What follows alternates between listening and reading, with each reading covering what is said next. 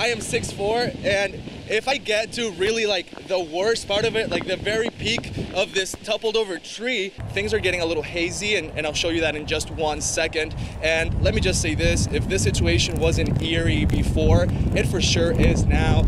I mean, look at that water. You can definitely see some of those waves starting to form. They're not saying whether or not the vaccine works or doesn't work, but they're just saying they want the choice whether or not to get vaccinated. One moment you could be standing and you could be all right, and then suddenly you get that kind of sweeping wind gust that can really throw you off. Jim, the governor's message here on campus is very similar to the mission that he's had statewide, which is the COVID-19 vaccine is the main way to get this virus under control. Look at how massive this thing is, and it is made of a very strong material. I hope my mic picks this up, but look, it's definitely made up of metal here. I'm standing inside what appears to have been a hair salon, and it's really kind of putting into perspective really how strong this storm was. He also tells me the embargo has nothing to do with the current situation in Cuba.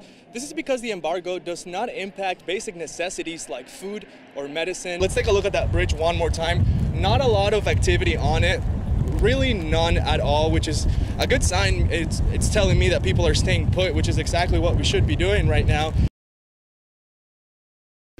It started to really get bad. I mean, the trees were, those big tall pine trees were like, it seemed like they were like folded over, almost touching the ground. Sherry Clark decided to ride out the storm in her home.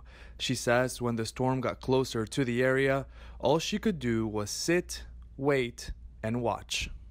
I was just like, oh my God, every time I walked away or went to another window, I was like, oh my God, there it went. It was the most amazing thing I've ever experienced in my life. I really hope I don't have to go through this ever again. Her home is mostly fine, but they did see some destruction in their backyard. And like other areas, Homa saw some devastating conditions and now is dealing with the aftermath of the storm. Now this is probably some of the worst damage that we've seen while we're out here trying to kind of really understand what Hurricane Ida caused. Right now I'm standing where there used to be a wall to kind of keep this place together. I'm standing inside what appears to have been a hair salon, and it's really kind of putting into perspective really how strong this storm was. Other damage includes this bowling alley, completely destroyed by the storm. The owner says she's owned the place for more than 40 years and has never seen anything like this. She tells me she's still in shock. Meanwhile, Clark tells me the moments before the storm caused a lot of stress for her and her husband. A lot of anxiety. I don't know if it was like the pressure from the storm. It felt like somebody was sitting on my chest. But she tells me she's happy the tropical conditions are done and she can focus on picking up the pieces and recovering from the storm. In Homa, Victor Jorges, KATC TV3. Hospital administrators tell me when the protest was going on, doctors and nurses were inside Our Lady of Lourdes with patients fighting for their life. And they tell me they couldn't believe what they saw just outside their window. Among those protesting the vaccine mandate, Our Lady of Lourdes nurses Catherine Self and Kayla Trahan. We wanted to stand up for our right to make our own decisions. We advocate for our patients daily on what's best for them and their, autonomy, and so we feel like we have that same right. Their protest caught the attention of passing cars, but also hospital administration. The message from the hospital: the vaccine mandate is here to stay. The majority of my team members are vaccinated, and by the end of this year, all of my team members will be vaccinated. Dr. Kaufman urges his colleagues to follow medicine. We're looking to take care of our patients, our employees, and our team members to the best of our ability, regardless of politics. Please put politics aside. Look at the science, look at the data. Not everyone involved in the protest works in healthcare. Others came to show support. It should be about their choice, not what somebody somewhere says they're supposed to do. If you want it, get it. But if you don't, you shouldn't be forced to and then get fired because you're not going to do it. That's terrible. That's not America. Dr. Kaufman says it all comes down to getting over the pandemic as a community. It's hard to have a nurse who's unvaccinated at the bedside of an immunocompromised individual and potentially compromising that individual's health.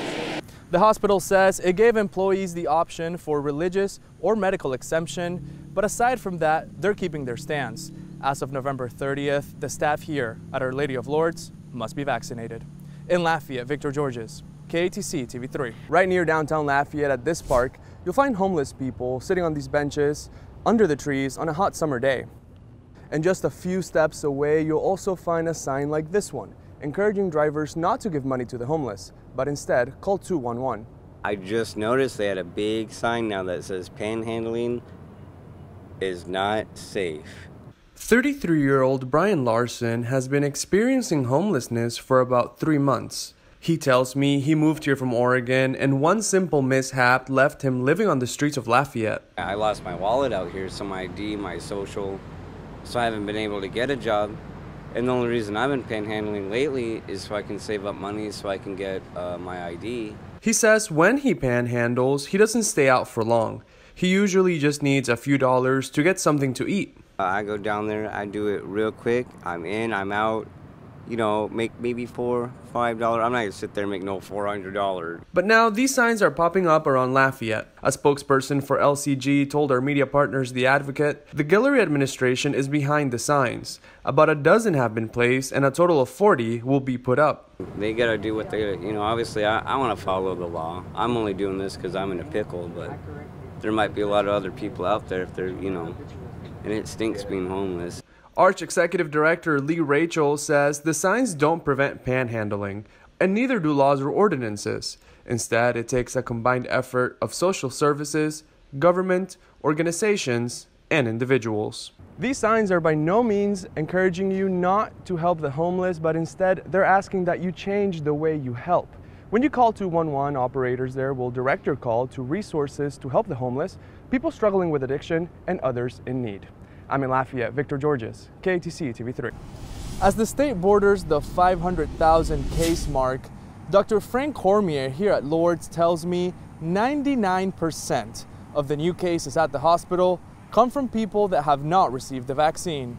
Compared to 1 week ago, or maybe 10 days ago, we were at our best. We were as low as we've ever been for COVID-19 patients.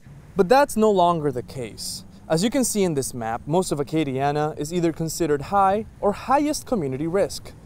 Now, people are coming in younger and much healthier, usually very often without any medical problems. And nearly all of them are unvaccinated. It doesn't seem that there's a lot of buy-in right now. And so that creates within the community or healthcare community a sense of frustration. But first comes a duty to provide care, though many on staff, especially nurses, are feeling the heat. They spend 12 hours with that patient every day. And to see what their trajectory is, their slow, sometimes agonizing process that they have to go through with this infection can feel very defeating to them. Dr. Cormier says those that are dealing with COVID right now can and should get the vaccine. Medical experts advise that patients wait 60 days after their symptoms have gone away to get the shot.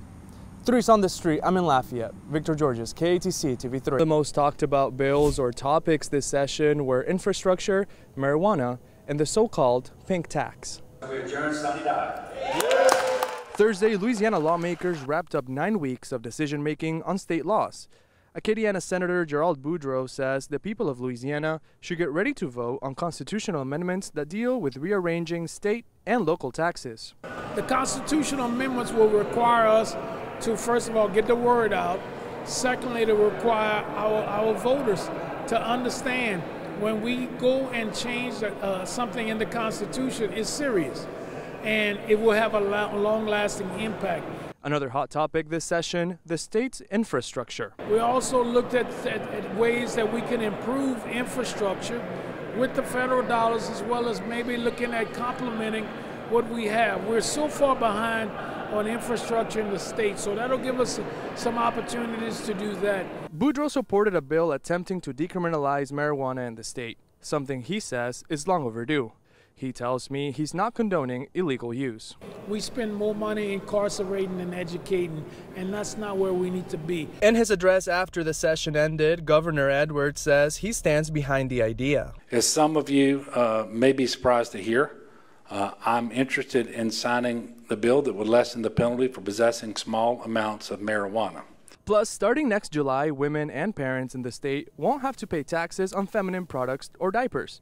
Author of House Bill 7, Representative Amy Freeman, says she did this for the benefit of women and parents all over the state. We do not pay taxes on medicines, on kidney dialysis machines, on many other items. And so to me, it's a necessity. And I just wanted to allow the women and children of our state, and really it's the parents, who are paying those taxes. I want to give them some extra money in their monthly budgets. The pink tax break would mean that the state is losing around $11 million from these items.